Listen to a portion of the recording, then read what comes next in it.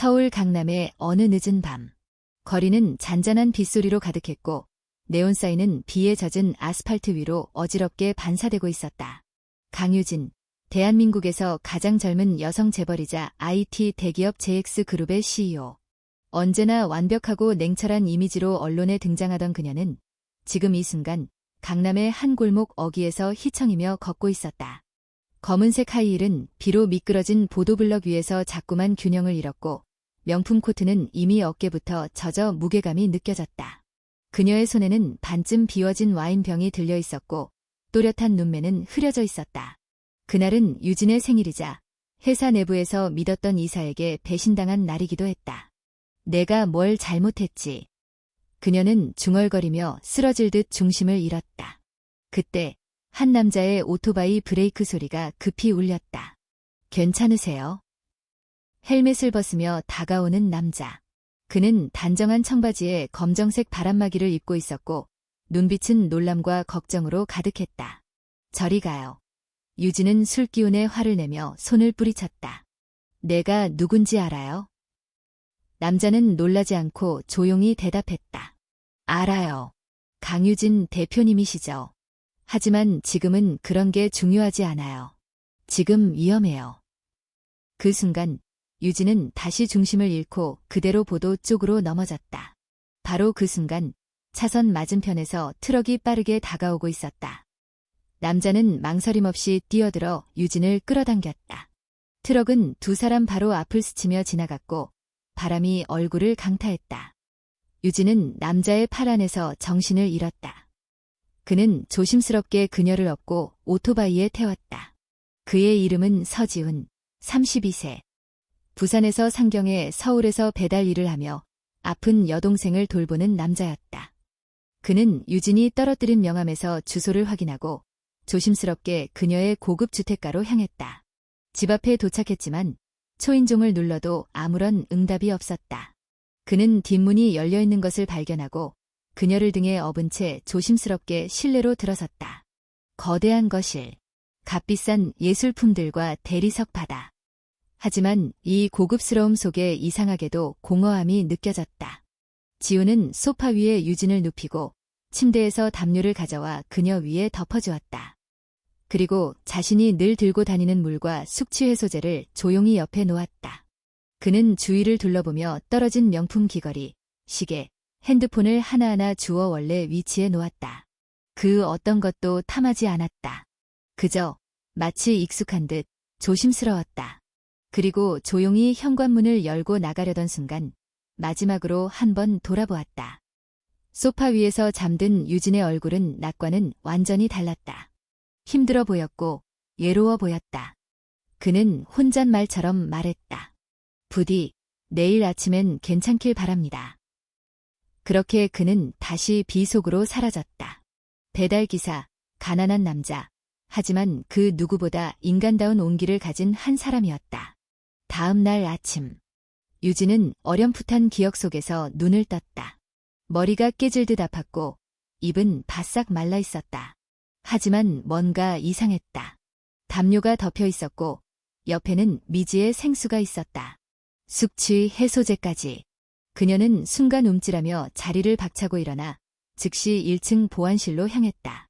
그녀의 저택 곳곳엔 방범용 CCTV가 설치되어 있었고 유진은 어젯밤의 시간을 되감기 시작했다. 영상 속에서 그녀는 그 남자를 보았다. 비에 젖은 채 조심스럽게 그녀를 안아 집으로 들어오는 남자. 그의 행동은 단 한순간도 불순하지 않았고 그 어떤 것도 넘보지 않았다. 유진은 말을 잃었다. 가슴 어딘가가 저려왔다. 그는 자신이 도와준 걸 알리려 하지도 않았고 전화번호 하나 남기지 않았다. 그녀는 즉시 어젯밤 배달 앱 기록을 추적했다. 주문 시간, 위치 정보, 그리고 배차 기사 이름. 몇 분 뒤 그녀는 남자의 이름을 확인했다. 서지훈.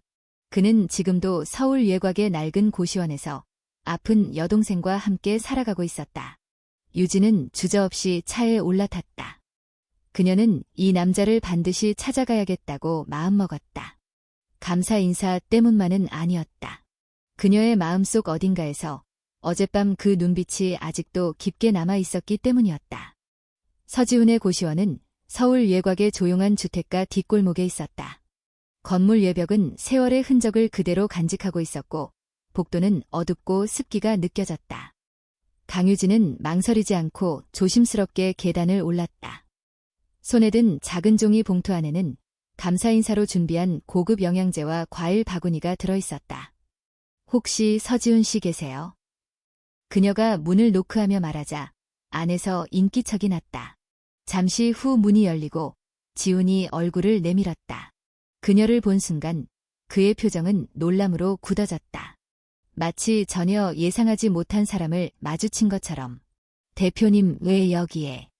지훈은 당황스러움을 감추지 못했다. 유진은 짧게 웃으며 말했다. 어제 저를 도와주신 분을 찾아뵙고 싶었어요. 직접 감사드리려고. 그녀는 봉투를 건넸다. 하지만 지훈은 그것을 받지 않았다. 전 그저 위험해 보이셔서 도운 것뿐입니다. 그런 걸 받을 이유는 없어요. 그의 태도는 단호했지만 예에 있었다. 강유진은 순간 말을 잃었다. 보통 사람이라면 기꺼이 받았을 선물조차 그는 망설임 없이 거절했다. 그녀는 방 안을 힐끗 보았다. 작은 침대 하나, 낡은 책상, 그리고 구석에 놓인 약 봉투들과 처방전. 한쪽에 작은 사진이 놓여 있었는데 어린 여자아이와 지훈이 함께 웃고 있는 사진이었다. 동생분이세요? 유진이 물었다. 지훈은 고개를 끄덕였다. 예, 심장에 문제가 있어서 자주 병원을 다녀야 해요. 지금은 병원에 입원 중이에요. 그의 목소리는 조용했지만 그 안에 담긴 책임감과 가족에 대한 애틋함은 뚜렷했다. 유진은 자신도 모르게 마음이 움직였다. 그녀는 말없이 가방을 여러 명함 하나를 꺼내 책상 위에 올려놓았다. 이건 저희 회사 직통 연락처예요. 혹시 필요한 게 있으시면 꼭 연락주세요. 지훈은 대답하지 않았다. 그저 고개를 숙여 인사했을 뿐이다. 며칠 후 유진은 회사에서 미팅을 마치고 돌아오는 길에 또다시 지훈을 호출했다. 이번엔 일부러 그를 선택했다. 앱을 통해 기사 선택 기능을 최대한 활용했다. 지훈은 유진을 보자 당황한 듯했지만 별말 없이 그녀를 오토바이에 태웠다. 또 저를 부르신 이유가 있으신가요? 그가 물었다. 특별한 이유는 없어요. 그냥 믿음이 가서요. 유진의 대답에 지훈은 미소도 불쾌함도 아닌 복잡한 표정으로 고개를 끄덕였다. 그날 이후 유진은 회의, 예근, 행사 참석 등 모든 외출에 지훈을 호출했다. 그녀의 비서팀은 의아해했지만 이유를 묻지 못했다. 지훈과의 짧은 이동 시간 동안 유진은 점점 더 마음을 열었다.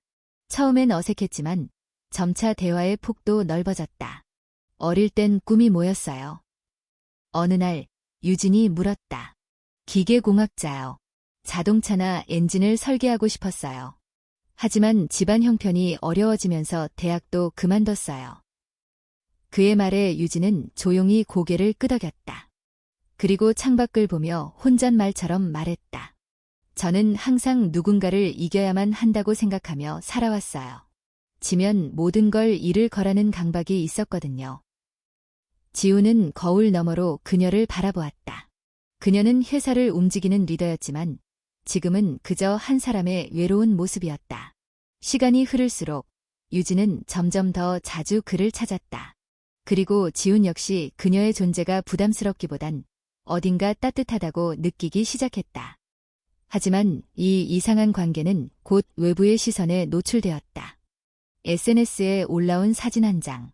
유진이 오토바이 뒤에 타고 있는 모습. 재벌과 배달기사? 무슨 드라마냐. 스폰서 관계 하나. 악플과 루머가 삽시간에 퍼졌다. 기사는 클릭수를 위해 자극적인 제목으로 상황을 부풀렸고 기자들은 유진에게 연애설을 들이댔다. 회사 내부 이사회도 술렁였다. 대표 이미지에 타격이 있다. 경거망동하다는 비판이 이어졌다. 유진은 침묵했다. 하지만 지훈은 달랐다. 그는 기사 댓글을 보며 두 손을 꼭 쥐었다. 자신 때문에 그녀가 공격받는다는 생각에 견딜 수 없었다. 결국 그는 연락을 피하기 시작했다. 얘 포출에도 응답하지 않았고 그녀의 전화도 받지 않았다. 유진은 그가 의도적으로 멀어진다는 걸 알았다. 며칠 후 그녀는 직접 그의 고시원을 다시 찾아갔다. 얘 피해요. 그녀는 조용히 물었다. 지우는 고개를 숙이며 대답했다. 저와 대표님은 너무 다른 세상 사람입니다. 대표님이 다칠까봐 겁나요. 그의 솔직함에 유진은 가슴이 먹먹해졌다. 그리고 그 순간 그녀는 처음으로 자신이 이 관계를 더 이상 부정할 수 없다는 걸 깨달았다. 며칠 동안 강유진은 서지훈에게서 아무 연락도 받지 못했다.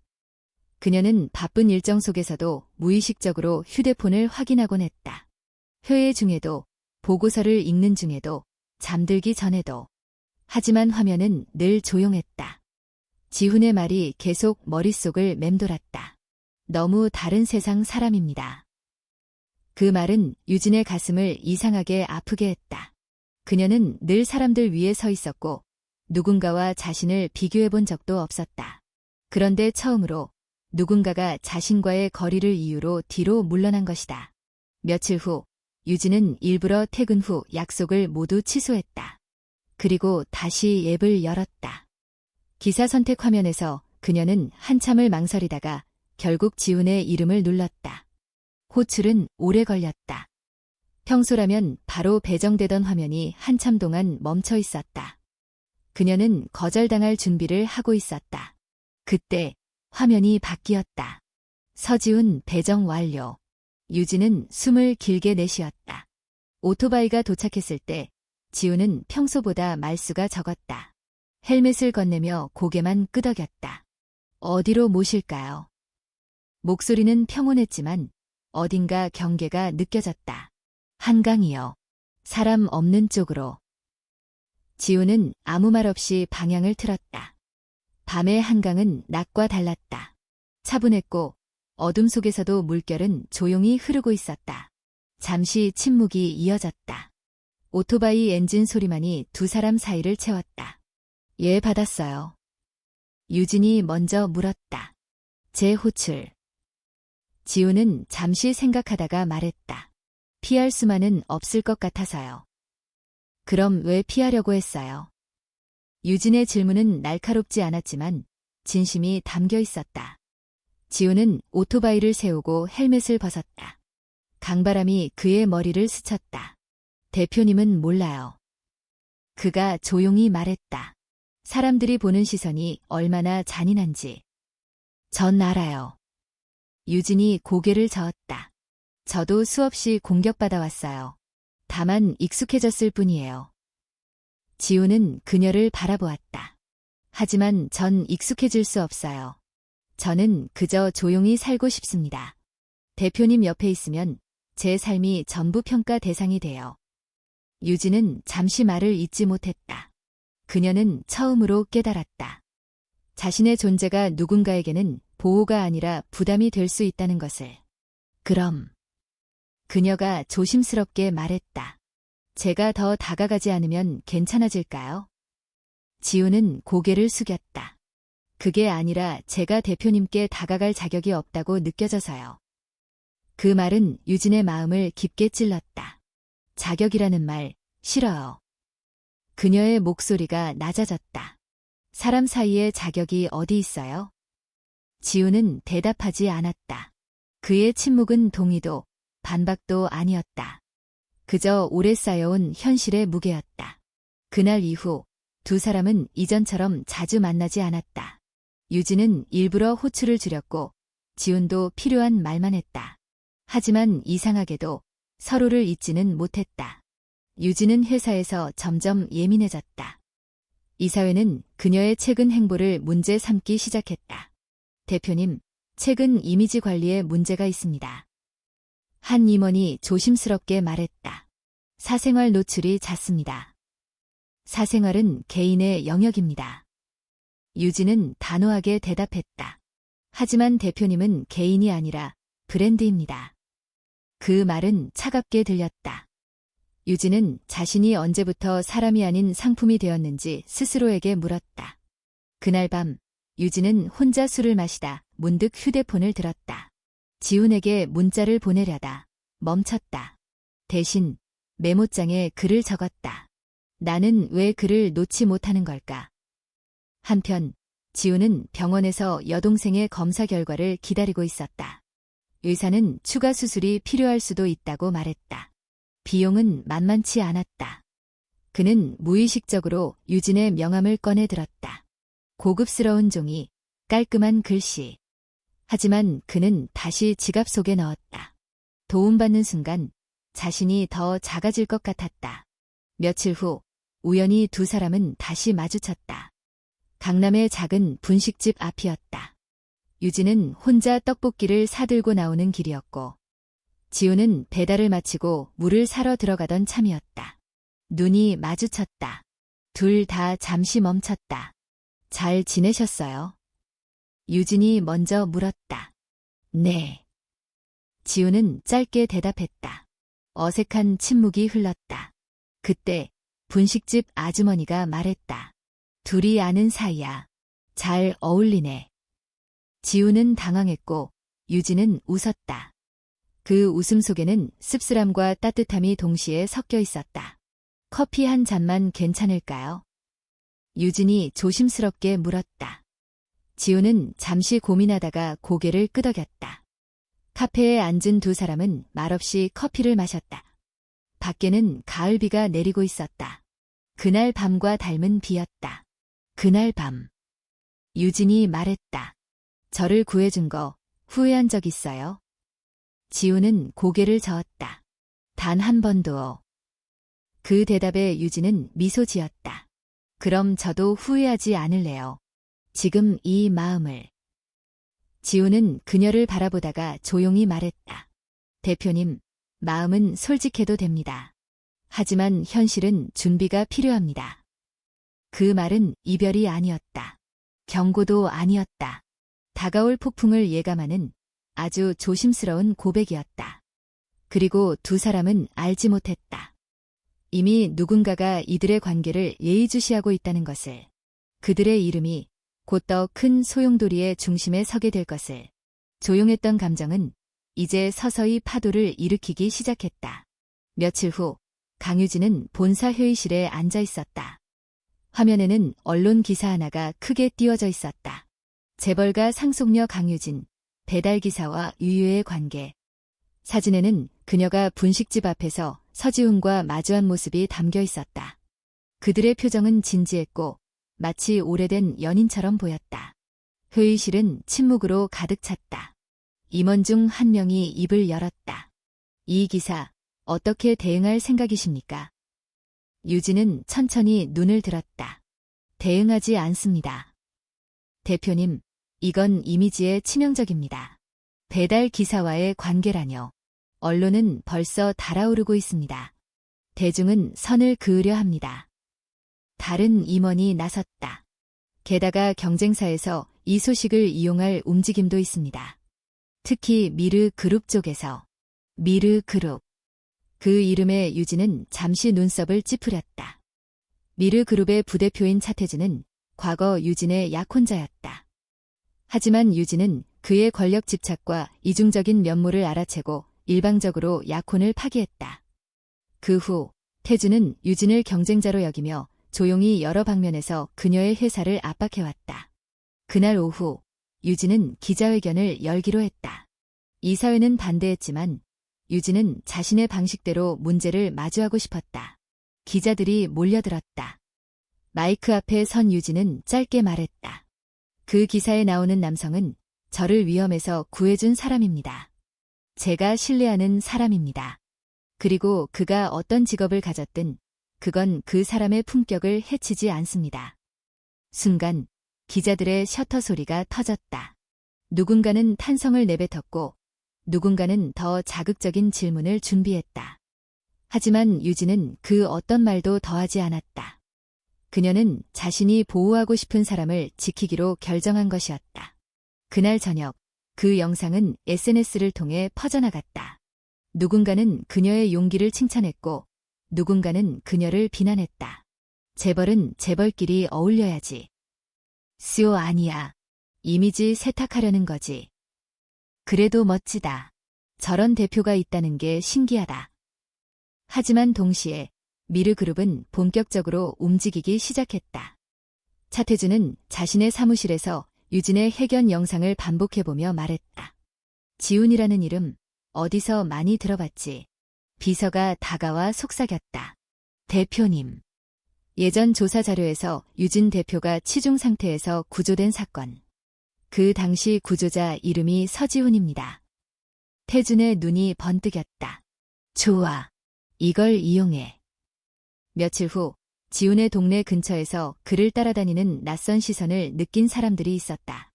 누군가는 그를 몰래 촬영했고 누군가는 그의 이름과 과거 경력을 인터넷에 퍼뜨렸다. 그리고 마침내 한 익명의 제보자가 나섰다. 서지훈, 과거 폭력 사건 전과 있음. 그날 밤 유진은 회사 고문 변호사에게 전화를 받았다. 대표님, 이건 심각합니다. 지훈 씨와의 연결이 계속되면 대표님께도 영향을 줄 수 있습니다. 유진은 전화를 끊고 그대로 사무실 창밖을 바라보았다. 서울의 불빛은 여전히 반짝였지만 그녀의 마음은 무거웠다. 그녀는 지훈에게 전화를 걸었다. 지훈 씨, 내일 저랑 만날 수 있을까요? 다음 날 두 사람은 오래된 찻집에서 만났다.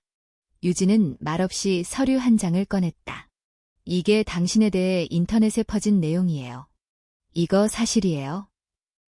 지훈은 그 서류를 보고 잠시 말을 잇지 못했다.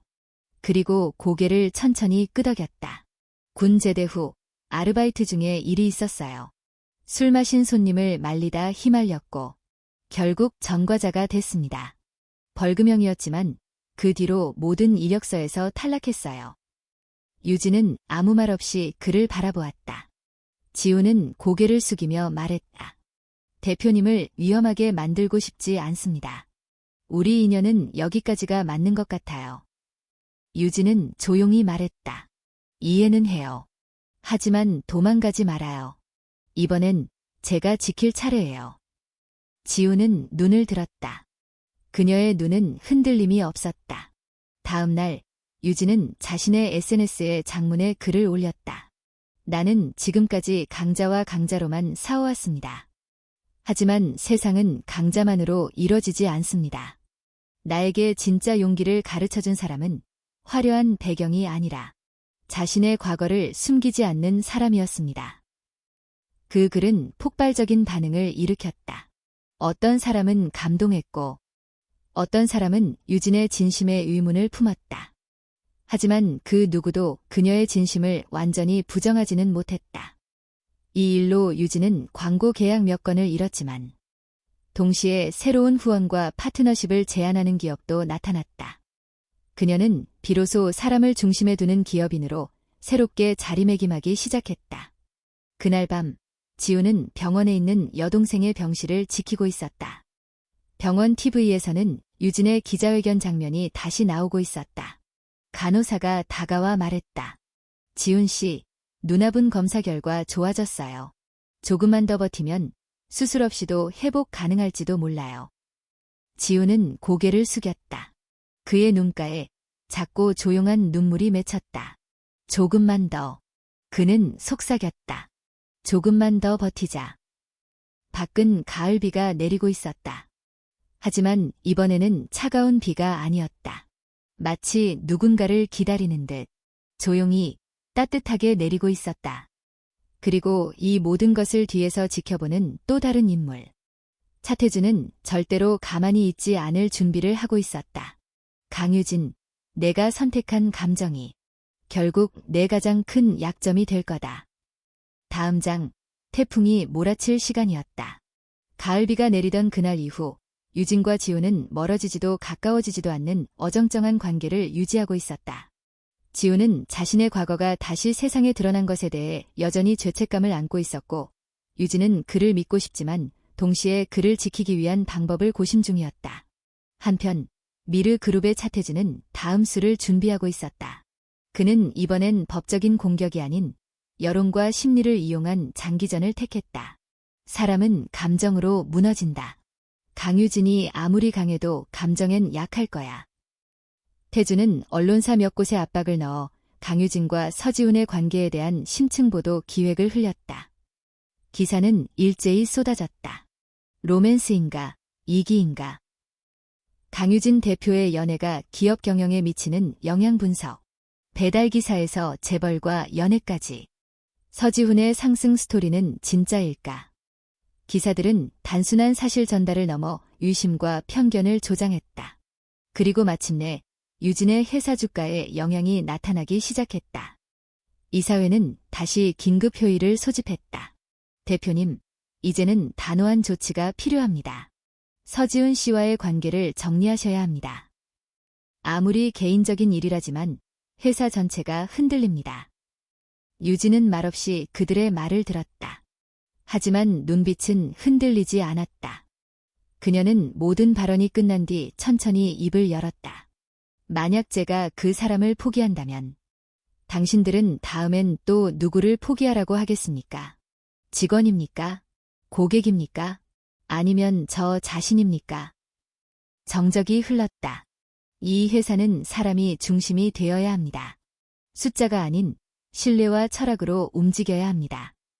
그날 회의는 마무리되었지만 이사회는 결코 만족하지 못했다. 몇몇 이사들은 미르그룹과 은밀히 연락을 주고받고 있었고 회사의 내부 균열이 서서히 드러나기 시작했다. 같은 시각 지우는 한밤중에 누군가에게 전화를 받았다. 목소리는 낮고 차가웠다. 당신이 지금 당장 유진 대표에게서 떨어지면 당신 여동생의 치료비는 전액 지원하겠다. 하지만 계속 곁에 있다면 어떤 일이 생길지 모른다.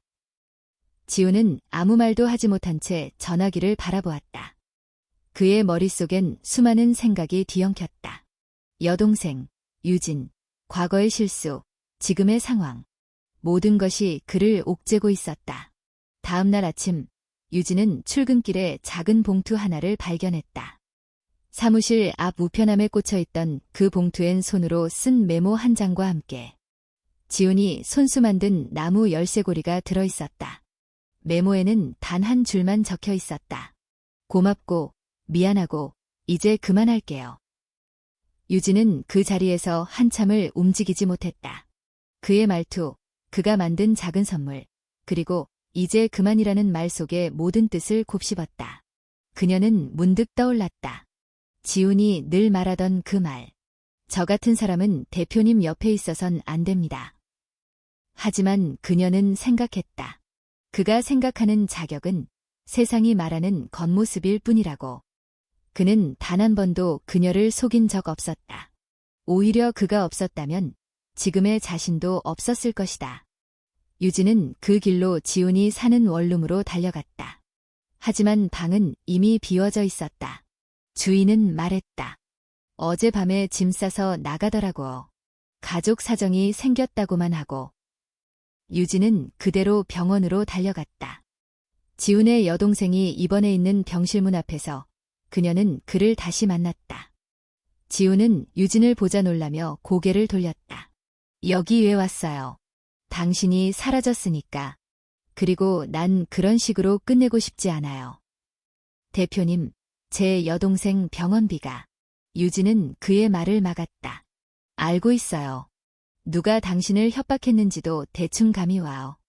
하지만 그런 방식으로 우리 사이를 정리하지 마요. 지훈은 고개를 숙였다. 난 두렵습니다. 당신이 더 다치게 될까 봐.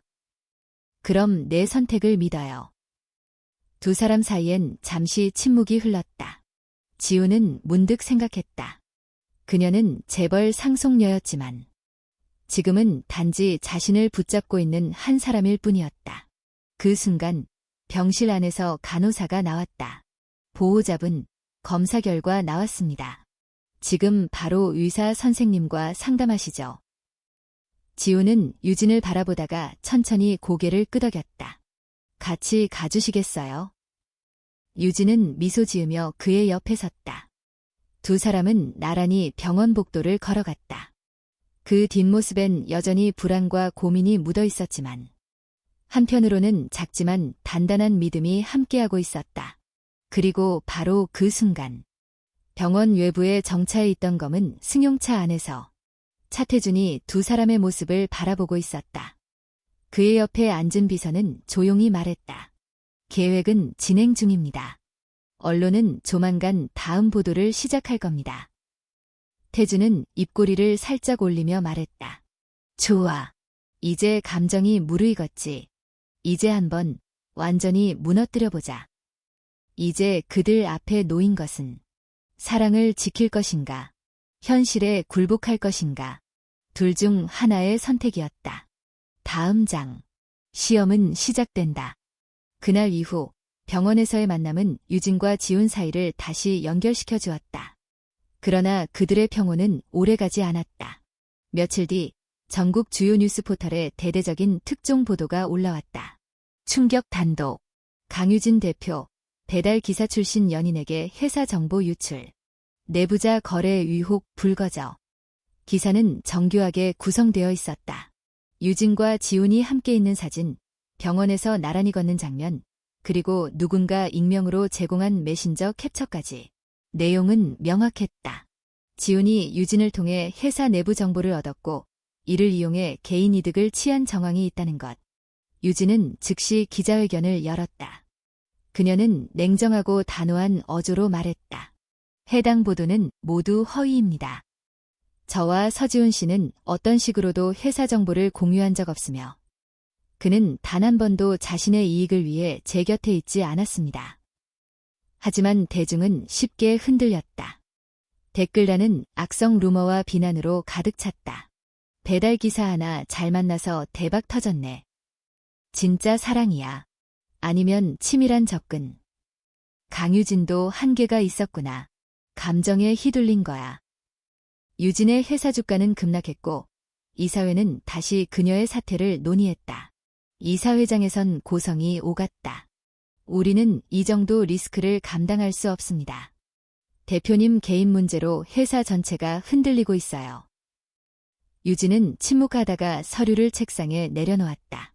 이건 제 마지막 결제 서류입니다. 그 이후부터는 임시대표 체제로 운영하셔도 좋습니다. 당신이 대표직을 내려놓겠다는 겁니까? 아닙니다. 저는 잠시 떠나 있을 뿐입니다. 이 문제를 명확히 밝히고 돌아올 겁니다. 그녀는 자리를 박차고 나왔다. 눈빛은 결연했고 마음은 무거웠다. 같은 시각 지훈은 경찰서에 잦은 출두했다. 그는 자신의 계좌 내역, 통신 기록, 모든 자료를 제출하며 말했다. 저는 그녀를 위해 어떤 불법 행위도 하지 않았습니다. 오히려 그녀가 공격당하지 않게 하기 위해 거리를 두려 했던 겁니다. 경찰은 수사에 착수했고 지훈의 진술과 자료는 일관되었다. 그러나 미르그룹은 이미 더 큰 그림을 준비하고 있었다. 며칠 뒤 유진은 한 통의 편지를 받았다. 보낸 이는 미르그룹 전 직원으로 등록된 인물이었다. 내용은 이랬다. 나는 차태준의 지시로 지훈 씨를 미행했고 두 사람의 사진과 메시지를 조작하는 일을 도왔습니다. 죄책감에 이 사실을 털어놓습니다. 증거자료는 첨부 파일에 있습니다. 유진은 그 파일을 열었다. 사진 원본과 조작된 이미지가 나란히 있었다. 메신저 캡처는 조작 프로그램을 통해 만들어졌으며 대화 내용은 존재하지도 않는 가짜였다.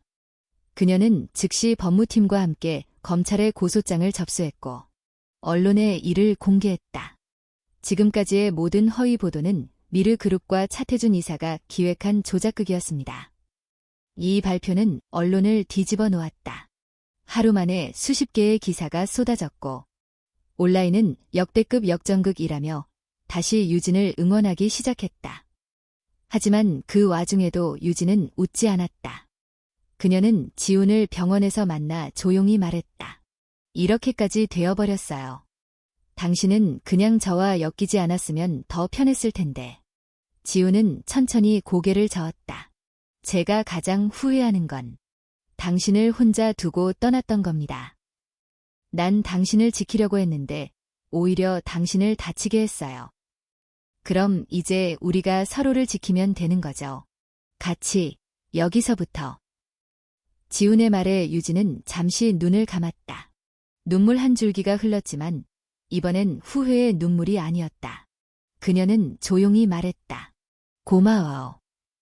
며칠 뒤 검찰은 차태준에 대한 체포영장을 발부했다. 그는 회사 내 정보 조작, 명예훼손, 사문서 위조 등의 혐의로 구속되었다. 그가 체포되던 날 기자들이 물었다. 강유진 대표를 공격한 이유는 뭡니까? 서지훈 씨에게 개인적 원한이 있었나요? 차태준은 단 한마디만 남겼다. 약한 자는 절대 강해지면 안 된다고 생각했을 뿐이다. 이 한 문장은 모든 걸 말해주고 있었다. 강유진과 서지훈, 둘 다 약자였던 시절이 있었다. 하지만 그들은 사랑과 신념, 그리고 용기로 자신을 파괴하려는 세상에 맞섰다. 이제 유진은 대표직에 복귀했다. 회사의 신뢰도는 빠르게 회복되었고, 지우는 새로운 교육 프로그램에 참여하며 IT 개발자로서의 꿈을 준비하고 있었다. 그들은 겉으로 보기엔 여전히 다른 세계의 사람들이었지만 서로를 바라보는 눈빛은 같은 방향을 향하고 있었다. 그들의 사랑은 여전히 많은 이들의 시선을 끌었고 누군가는 그들의 관계를 현실성 없다고 비웃었지만 또 다른 누군가는 말했다. 가장 힘든 시절에 서로를 지킨 사람이라면 그게 진짜 가족 아니겠어? 그 말은 어쩌면 이 이야기 전체를 요약하는 문장일지도 모른다. 다음 장. 희망의 씨앗이 싹트기 시작한다. 봄이 다가오며 서울의 공기는 서서히 부드러워졌고 사람들의 옷차림도 점점 밝아졌다. 하지만 강유진과 서지훈의 마음속은 여전히 겨울 끝자락처럼 어딘가 차가운 기류가 감돌고 있었다. 검찰의 수사 결과는 명확했고 차태준은 구속되었다. 조작된 자료, 허위 사실 유포, 명예훼손 등 다수의 혐의가 입증되었고 그는 긴 시간 동안 사회에서 격리될 것이 분명했다. 미르 그룹 또한 이미지 타격을 피하지 못했다. 대중은 더 이상 그들의 광고에 신뢰를 보내지 않았고 투자자들도 하나둘씩 발을 뺐다.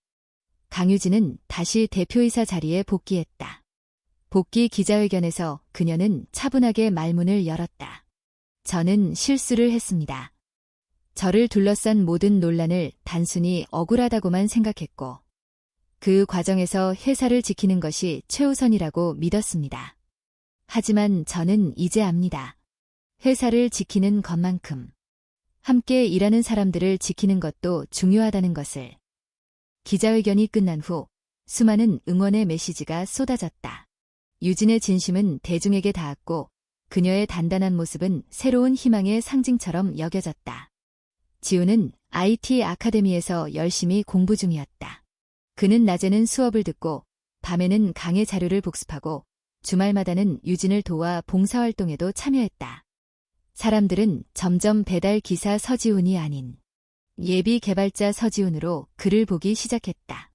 하지만 그런 일상 속에서도 지훈의 마음 한켠에는 설명할 수 없는 거리감이 생겨났다. 어느 날 밤 그는 유진과 함께 커피를 마시며 조용히 말했다. 이상하지 않아요. 모든 게 끝났는데도 우린 여전히 조심스러워요. 유진은 컵을 내려놓으며 그의 눈을 바라보았다. 응, 나도 가끔 그래. 우린 뭔가를 다 이겨낸 것 같으면서도 여전히 싸우고 있는 기분이야. 사람들의 시선, 댓글, 너를 향한 기대. 그 모든 게 가끔은 나를 너무 작게 만들어. 지훈의 말은 유진의 가슴에 박혔다. 그녀는 그를 아끼고 사랑했지만 그 사랑이 오히려 그를 무겁게 만들고 있을 수도 있다는 생각이 들었다. 며칠 후 유진은 회사복지 프로그램 개편 회의에서 사회적 배려 대상자 채용 프로그램을 제안했다. 우리는 누구나 실수를 하고 누구나 두 번째 기회를 받을 자격이 있습니다. 그걸 시스템으로 만들고 싶어요. 회의에 참석한 이사들은 처음엔 의아해했지만 유진의 논리는 명확했다. 우리 회사가 누군가의 새로운 시작을 도와줄 수 있다면 그 자체가 사회적 가치입니다. 그녀의 제안은 만장일치로 통과되었고 곧 리셋 프로젝트라는 이름의 프로그램이 신설되었다. 그 프로젝트의 첫 번째 지원자가 바로 지훈이었다. 그러나 이 결정은 곧 또 다른 논란을 낳았다. 일부 언론은 유진이 연인을 위해 프로그램을 만든 것이라며 또다시 음모론을 제기했다. 개발자 연습생 서지훈, 리셋 프로젝트로 회사 입성. 강유진 대표, 사랑을 위한 복지 도입했나. 이번엔 유진이 먼저 대응했다. 그녀는 단호한 어조로 기자들과 마주했다. 서지훈 씨는 이 프로젝트의 출발점이지만 그가 아니었더라도 이 프로그램은 시작되었을 겁니다. 그리고 그는 누구보다 그 자격을 갖춘 사람입니다. 지우는 이 모든 상황이 자신 때문에 벌어진 것 같아 미안한 마음이 컸다. 그는 유진을 찾아가 말했다. 내가 빠질게. 나 말고도 기회를 받아야 할 사람이 많을 테니까. 그러나 유진은 조용히 고개를 저었다. 지훈아, 이건 내가 받아야 할 기회야. 누가 뭐라 해도 너는 너만의 실력으로 이 자리에 선 거야. 지훈은 잠시 말이 없었다. 그리고 천천히 입을 열었다. 그럼 한 가지만 약속해줘. 뭔데? 우리 사이에 어떤 것도 숨기지 말자. 사랑하는 사람끼리는 그래야 하잖아. 유진은 고개를 끄덕이며 웃었다. 그래, 약속할게. 며칠 후 지우는 리셋 프로젝트의 공식 개발 인턴으로 채용되었다. 그의 첫 임무는 사내 시스템의 사용자 경험을 개선하는 프로젝트였다. 지우는 낮에는 열정적으로 팀원들과 회의를 하고 밤에는 코딩 연습을 하며 몰두했다. 점점 회사 내에서도 그를 인정하는 분위기가 생겨났고 처음엔 그를 색안경 끼고 보던 이들도 그의 실력과 태도를 보며 조금씩 마음을 열기 시작했다. 그러나 동시에 미르 그룹 내부의 또 다른 인물들이 유진을 향한 새로운 움직임을 시작하고 있었다. 이들은 차태준이 무너진 자리를 차지하려는 야망을 가지고 있었고 유진의 리셋 프로젝트를 약점 삼아 그녀를 다시 흔들려 했다. 그들은 이사회를 장악하기 위한 새로운 인물, 조은혁이라는 경영 전문가를 데려왔고 그는 매우 정제된 언어와 치밀한 논리로 유진의 경영 철학에 정면으로 반박했다. 복지와 도전은 구분되어야 합니다. 강유진 대표의 방식은 아름다울 수 있지만 회사는 감성이 아니라 수치로 움직입니다. 유진은 처음으로 이사회에서 명확한 반대에 부딪혔다.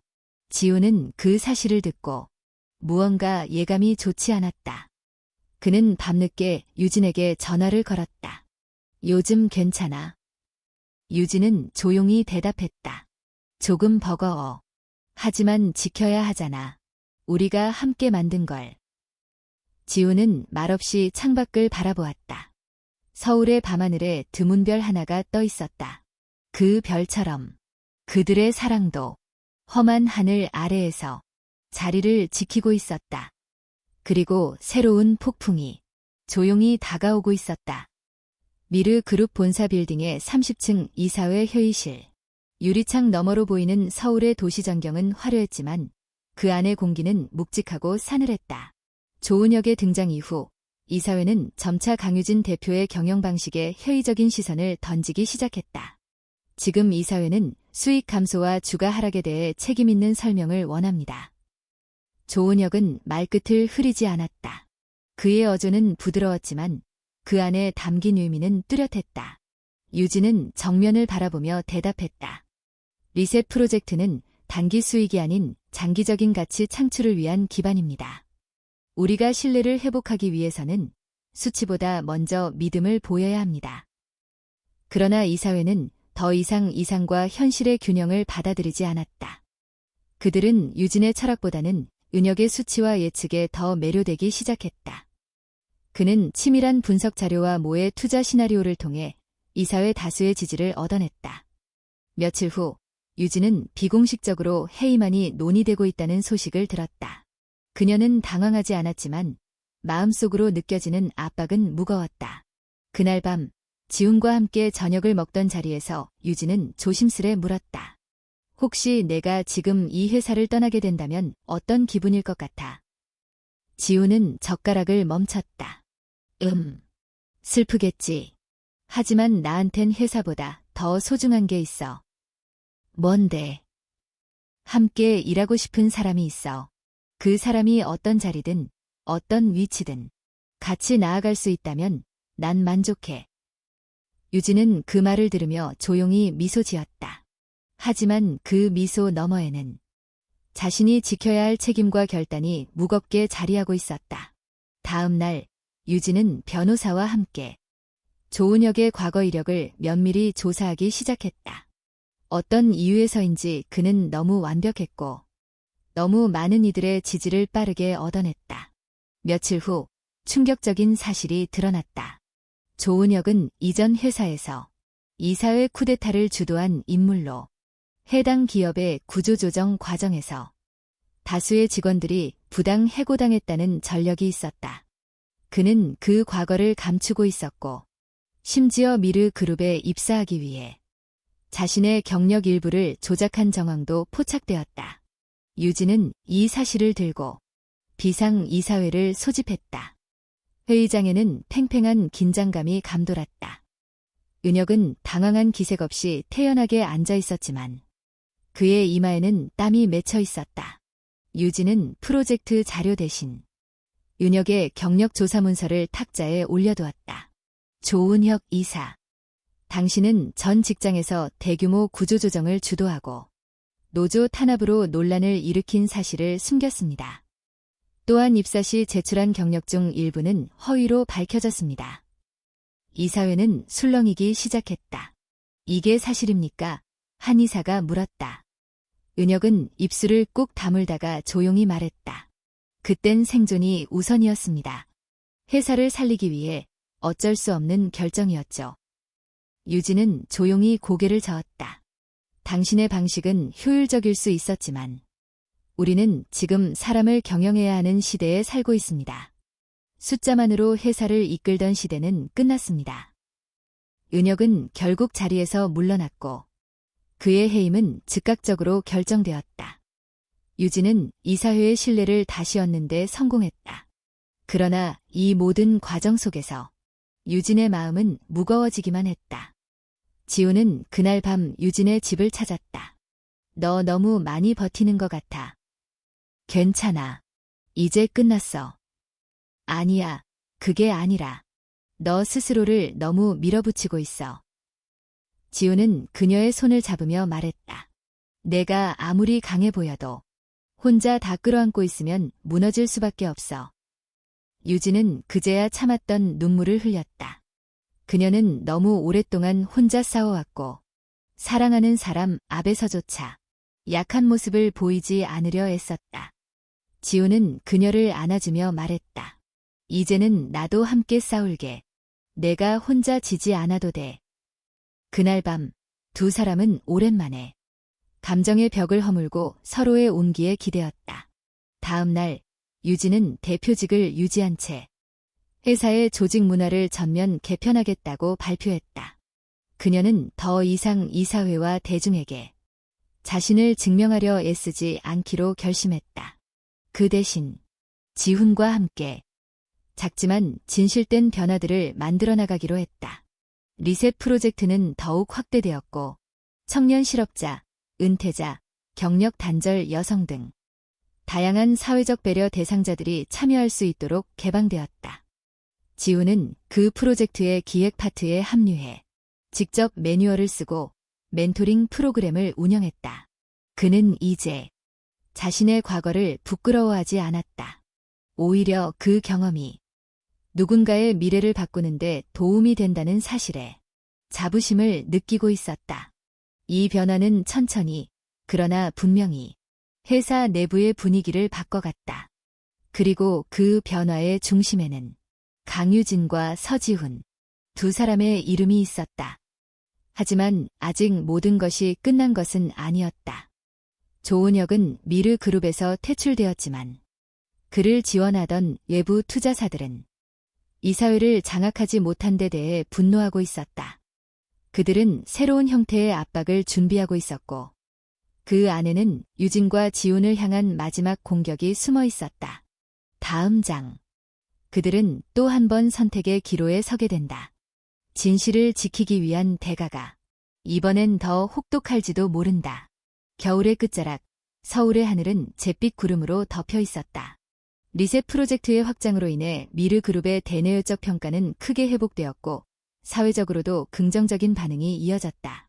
강유진 대표는 사내 구성원들과의 소통을 강화하고 임직원들의 실질적인 복지를 개선하며 점차 조직 내 신뢰를 되찾고 있었다. 서지훈 역시 변화의 중심에서 활약 중이었다. 그는 리셋 프로젝트의 멘토링 팀을 이끌며 현장과 이사회의 연결고리가 되어주고 있었다. 하지만 그 평온은 오래가지 않았다. 어느 날 유진은 비공식적인 루트를 통해 충격적인 정보를 접했다. 최근 유입된 외부 투자사 중 하나인 에이온 캐피탈이 조은혁과의 내밀한 접촉을 유지하고 있으며 그들이 미르 그룹의 지분을 조용히 사들이고 있다는 사실이었다. 그들은 조은혁이 밀려난 직후에도 물러서지 않고 있었다. 이번엔 더 치밀한 계획을 세워 유진을 회사에서 끌어내리기 위한 제2의 공격을 준비하고 있었다. 며칠 후 내부 고발 문건이 언론에 유출되었다. 내용은 충격적이었다. 리셋 프로젝트가 사실상 강유진 대표 개인의 이미지 메이킹을 위한 도구이며 프로젝트 예산 중 일부가 사적으로 유용되었다는 주장까지 포함되어 있었다. 이 소식은 순식간에 언론과 SNS를 뒤덮었고 회사의 주가는 다시 출렁이기 시작했다. 직원들 사이에서도 혼란이 번졌다. 유진은 곧바로 내부 감사팀을 소집했다. 그녀는 자신 있게 말했다. 모든 휴게 기록은 공개하겠습니다. 필요하다면 외부 감사까지 받겠습니다. 지우는 그녀의 곁에서 묵묵히 도왔다. 그는 언론 인터뷰에 직접 나서 리셋 프로젝트의 취지를 설명하고 실제 수혜자들의 이야기를 모아 반박 자료를 제작했다. 하지만 여론은 쉽게 돌아서지 않았다. 사람들은 진실보다 자극적인 거짓에 더 귀를 기울였고 몇몇 임원은 유진의 리더십에 다시금 의문을 제기하기 시작했다. 이사회의 분위기도 불안정했다. 비공식 모임이 곳곳에서 생겨났고 유진의 해임을 논의하는 움직임이 포착되었다. 어느 날 저녁 유진은 한 통의 전화를 받았다. 발신자는 조은혁이었다. 대표님, 오래간만이군요. 이렇게 일이 커질 줄은 몰랐습니다. 하지만 세상은 이상보다 결과를 원하지 않습니까? 유진은 침착하게 대답했다. 당신이 배후인가요? 직접 손댄 건 없습니다. 다만 세상이 진실을 원하지 않을 뿐이죠. 지금이라도 그 자리에서 내려오면 더는 상처받지 않을 겁니다. 유진은 전화를 끊으며 그의 마지막 말이 자신을 얼마나 얕보는지 느낄 수 있었다. 그녀는 지훈에게 사실을 전했다. 은혁이 돌아오고 있어. 그리고 이번엔 투자사까지 그의 편이야. 지훈은 잠시 고개를 숙였다가 눈을 들고 말했다. 우리가 해야 할 일은 하나야. 우리가 진실을 위해 여기까지 온 것처럼 이번에도 버티는 거야. 당신은 나보다 훨씬 강하잖아. 그의 말에 유진은 눈시울이 붉어졌다. 하지만 지금은 감정에 흔들릴 수 없었다. 그녀는 곧장 위기 대응팀을 꾸리고 리셋 프로젝트의 전 과정에 대한 보고서를 제작성했다. 모든 의사결정 기록, 예산 집행 내역, 관련 계약서를 투명하게 정리해 외부 감사팀에 전달했다. 그리고 결심했다. 그동안 알려지지 않았던 리셋 프로젝트의 진짜 시작 계기를 공개하기로. 며칠 후 유진은 미디어 브리핑을 열었다. 수십 개의 마이크가 그녀 앞에 놓였고 카메라는 그녀를 조준하고 있었다. 리셋 프로젝트는 단지 기업의 CSR 전략이 아닙니다. 그 시작은 저 자신이 약자의 입장이 되었을 때였습니다. 그녀는 몇 년 전 자신이 불법적으로 약물을 먹고 조작된 회식장에서 거리에서 쓰러졌던 사건을 조심스럽게 공개했다. 그날 그녀를 구한 사람이 바로 서지훈이었다고. 그 이후 그녀는 깨달았다고 말했다. 우리 사회의 가장 낮은 곳에는 말없이 누군가를 지켜주는 사람들이 존재합니다. 그들을 위해 할 수 있는 일을 시작해보고 싶었고 그것이 바로 리셋 프로젝트였습니다. 그날 SNS와 뉴스 포털에는 새로운 여론이 일기 시작했다. 진짜 이야기를 듣고 싶었다. 그녀는 사올 줄 아는 대표다. 우리 사회가 그런 리더를 필요로 한다. 는 댓글이 빠르게 확산되었다. 며칠 뒤 예부 감사 결과는 유진에게 무죄를 입증해 주었다. 모든 회계는 투명하게 관리되었고 사적 유용이라는 주장은 근거 없는 조작이었다. 조은혁과 관련된 익명의 고발자의 신원이 드러났고 그는 에이온 캐피탈의 자문역으로 활동하고 있었다. 검찰은 그와 관련된 명예훼손과 업무방해 혐의로 수사를 착수했다. 이사회는 긴급회의를 열고 유진에게 공식 사과를 전달했다. 그리고 유진은 단 한마디만 남겼다. 이번 사건은 단지 저 개인의 문제가 아니었습니다. 조직은 단 한 명의 리더가 아닌 모두가 지켜야 할 윤리 위에 세워져야 합니다. 조직 내부에서도 다시금 그녀의 철학을 지지하는 목소리가 높아졌다. 하지만 그날 밤 지우는 혼자 남아 생각에 잠겼다. 그는 느꼈다. 이 싸움은 끝났지만 또 다른 싸움이 곧 다가올 것이라는 것을. 유진은 달라졌다. 더 강해졌고 더 단단해졌다. 그러나 그 강함 뒤에는 여전히 혼자가 되는 두려움이 남아있었다.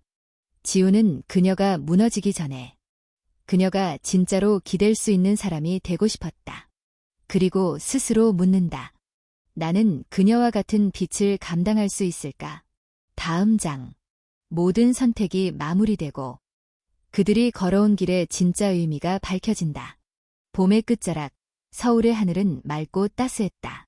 길가의 벚꽃은 거에 다지고 연두색 새순들이 도시를 감싸 안고 있었다. 강유진은 회사 옥상에 서 있었다. 바람이 부드럽게 불었고 그녀는 잠시 눈을 감았다. 이 모든 시간이 꿈처럼 느껴졌다. 지난 몇 달은 그녀의 인생에서 가장 치열한 시간이었다. 수많은 고난과 시험, 배신과 신뢰, 그리고 선택들. 하지만 이제는 조금씩 끝이 보이기 시작했다. 리셋 프로젝트는 본격적인 사회혁신 사업으로 확장되었고 다른 대기업들도 유사한 프로그램을 연구하고 도입하기 시작했다. 사람들은 더 이상 그것을 유진 개인의 이미지 만들기로 보지 않았다. 그녀는 사람을 위한 리더가 되기 시작했고 사람들은 그녀를 따라 걷기 시작했다. 서지훈 역시 회사에서 중요한 팀의 프로젝트 매니저로 성장해 있었다. 그는 이제 누구도 무시할 수 없는 실력과 태도를 갖춘 사람이 되었고 동료들에게는 신뢰받는 조력자였다. 그러나 그럼에도 불구하고 유진과 지훈 사이에는 말로 표현하기 어려운 간극이 조금씩 자라고 있었다. 어느 날 밤 유진은 지훈과 함께 한강을 걸었다. 봄비가 내린 후의 밤 공기는 촉촉하고 서늘했다. 요즘 넌 너무 조용해. 유진이 먼저 말을 꺼냈다. 생각이 좀 많았어. 지훈은 고개를 돌리지 않고 대답했다. 나에 대한 거야. 지훈은 잠시 걸음을 멈췄다. 그리고 유진을 바라보며 말했다. 나는 내가 더 높이 날아가는 걸 보고 싶어. 그리고 가끔은 그 길에 내가 방해가 되는 건 아닐까 그런 생각이 들어. 지훈아, 왜 그런 생각을 해? 우린 너무 다른 세상을 살아왔어. 너는 이 회사를 지키기 위해 모든 걸 걸었고 나는 그저 내 옆에 있기 위해 버텨왔지. 그런데 어느 순간부터 나 자신에게 묻게 돼. 정말 이 자리에 설 자격이 있는 걸까? 유진은 그의 손을 꼭 잡았다. 그녀의 눈동자는 흔들리지 않았다. 내가 내 옆에 서 있는 이유는 자격 때문이 아니야. 함께 살아내기로 했기 때문이야. 지우는 눈을 감았다. 그녀의 말은 위로가 되었지만 동시에 그의 내면 깊은 곳에서 갈등을 일으켰다. 며칠 후 유진은 회사 이사회에서 공식적으로 다음 회계연도 전략을 발표했다. 그녀는 글로벌 시장 진출과 함께 사회혁신 프로그램의 독립재단 설립을 선언했다. 이 프로젝트는 단지 기업의 일환이 아닙니다. 하나의 사회 시스템이 되어야 합니다. 발표가 끝나자 이사회는 그녀의 비전에 박수를 보냈다. 더 이상 그녀의 말은 이상이 아니었다. 현실이었고 모두가 믿는 길이었다. 하지만 그날 밤 지우는 다시 그녀를 찾아왔다. 유진아, 나 내 길을 찾아야 할 것 같아. 유진은 그의 표정을 보고 무언가를 느꼈다. 이제야 조금씩 알겠어. 나는 내 옆에 서 있으려고만 했지. 나 자신으로서 서 있으려는 노력이 부족했어. 무슨 말이야? 나는 너를 지키는 사람이 아니라 너와 함께 나아갈 수 있는 사람이 되고 싶어. 그래서 당분간 이 회사를 떠나려고 해. 유진은 말없이 그의 얼굴을 바라보았다. 그리고 천천히 고개를 끄덕였다. 그래. 내가 그렇게 느꼈다면 그건 틀린 게 아니야. 언제 돌아올지 몰라. 하지만 나 돌아오고 싶게 만들게. 자랑스럽게 내 앞에 다시 설 수 있게. 기다릴게. 그날 밤 두 사람은 길게 포옹했다. 어느 누구도 눈물을 흘리지 않았지만 서로의 마음은 뜨겁게 울고 있었다. 한 달 후 서지우는 해외 비영리 개발단체의 기술 디렉터로 발탁되었다. 그는 개발도상국 지역에서 리셋 프로젝트의 파일럿 버전을 운영하며 기술을 통한 교육과 재취업 시스템을 구축하는 일을 시작했다. 그는 이제 진정한 의미의 리더로 성장해가고 있었다. 단지 강유진의 곁에 있는 사람이 아닌 스스로의 철학과 방향을 가진 사람으로 유진은 여전히 서울에 남아 있었다. 회사의 리더로서, 그리고 지훈이 만들어낸 새로운 길을 바라보는 동반자로서 그녀는 바쁘게 살았다. 그러나 매주 일요일 한강 옆 작은 벤치에 앉아 그가 보냈을지 모를 메일을 확인했다. 어느 날 그에게서 짧은 메시지가 도착했다. 오늘 여긴 내가 좋아하던 그 비 내리는 풍경이야. 너라면 여기에 앉아 조용히 숨을 쉬었겠지. 난 아직도 내가 만든 그 시간 속에 살아. 유진은 휴대폰을 꼭 쥐며 미소를 지었다. 그들의 시간은 끝나지 않았다. 지금은 다른 길을 걷고 있을 뿐이었다. 그리고 그 길 끝에서 다시 만날 날이 올 것임을 서로는 알고 있었다. 이야기의 끝은 언제나 시작과 닮아 있다. 두 사람이 처음 마주친 그 비 오는 밤처럼 삶은 또 한 번의 계절을 데려오고 있었다.